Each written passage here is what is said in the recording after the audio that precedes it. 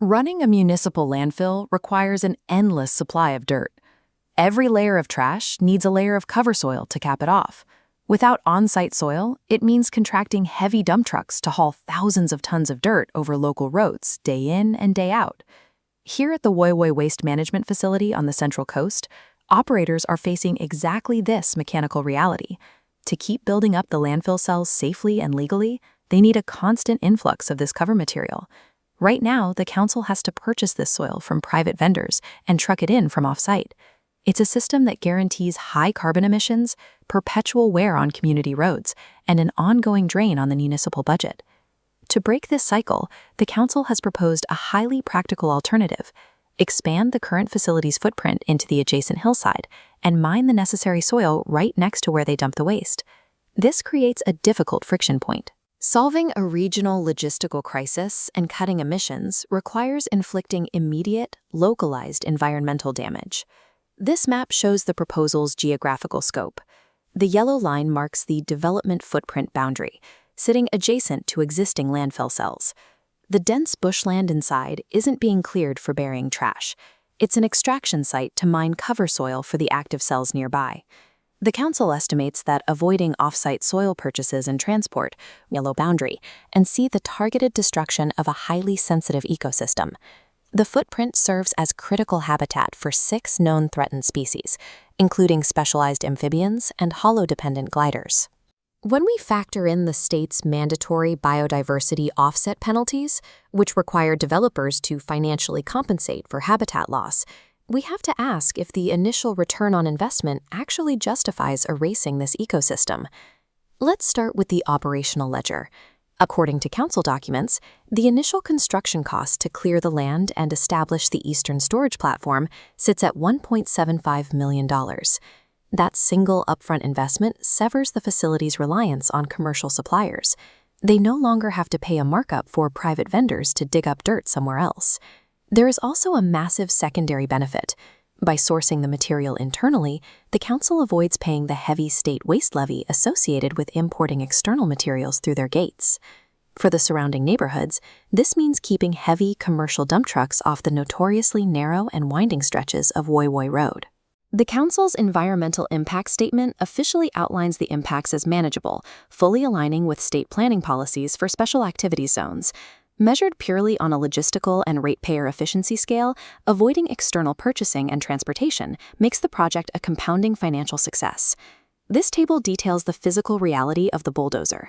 To extract that dirt, the facility must eradicate 3.92 total hectares of mature native vegetation. The specific casualties mapped here are northern Sydney scribbly gum woodland and Sydney hinterland turpentine apple gully forest. These old-growth canopies provide essential tree hollows that local wildlife depend on to survive. This map illustrates the immediate threat to the nationally listed giant burrowing frog.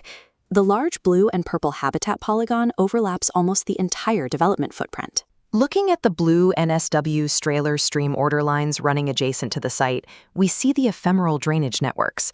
These specific waterways create the exact terrain that sandstone-dependent amphibians require to breed. For the eastern cave bat, the black dots on this map represent recorded rock overhangs and roosts. Destroying these sandstone formations creates a massive species liability for the region. The environmental report lists standard mitigation measures in Table 19, like wetting down dust 3 times a day and recovering some fallen tree hollows. These measures successfully tick the necessary regulatory compliance boxes. But hosing down dust and moving dead logs fails to replace centuries-old, actively functioning breeding grounds. Under state law, the council cannot simply clear this land for free. They are bound by the NSW Biodiversity Offset Scheme, which demands direct financial compensation for habitat destruction. To proceed, the developers must legally purchase and retire specific ecosystem and species credits on an open environmental market to offset their impact. This chart shows how those offsets chip away at the projected savings. The baseline cost just for the chopped-down trees, 115 total ecosystem credits, deducts up to $561,000. Then we hit the significantly more expensive category required to cover the displaced animals, species credits.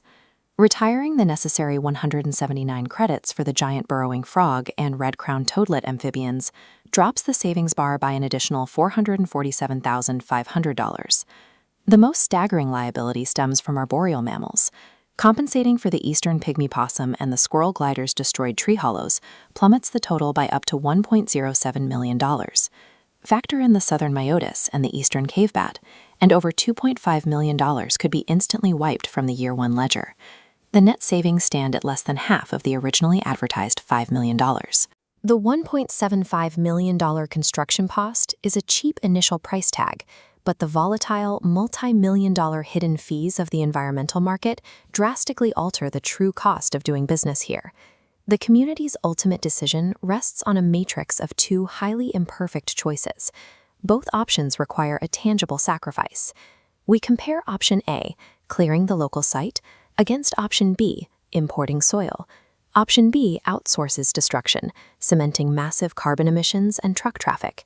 Option A solves emissions, but concentrates all ecological devastation onto the fragile Woy Woy ridgelines. There is no zero-impact solution. It is strictly a choice of which environment and which budget takes the hit. The financial reality is clear. Year one returns are severely gutted by mandatory environmental offsets, but in year two and beyond, that $5 million annual saving becomes a permanent, powerful asset for the municipality. This proposal heavily favors the logistical pragmatist. If you prioritize local infrastructure efficiency, lower tax burdens, and the complete removal of commercial trucks from residential roads, you should support this expansion.